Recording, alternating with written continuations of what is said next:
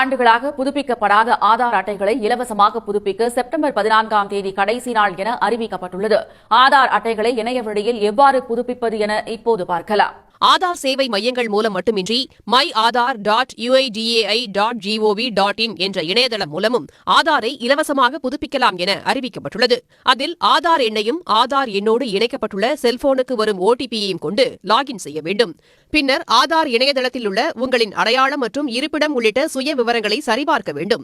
அதில் உள்ள தகவல்கள் அனைத்தும் சரியாக இருந்தால் ஐ verify that the above details are correct, அதாவது மேற்கண்ட தகவல்கள் அனைத்தும் சரியானவை என்ற பொத்தானை அழுத்த வேண்டும். பின்னர் தாக்கல் செய்ய விரும்பும் அடையாள மற்றும் முகவரி சான்றுகளை பதிவேற்றம் செய்ய வேண்டும்.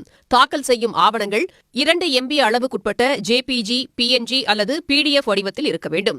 இறுதியாக அனைத்து விவரங்களையும் சரிபார்த்துவிட்டு இணையதளத்தில் ஆவணங்களை பதிவேற்றம் செய்ததும் உங்கள் ஆதார் புதுப்பிக்கப்பட்டு விட்டது என்பதற்கான சான்றிதழை நீங்கள் தரவிறக்கம் செய்து கொள்ளலாம்.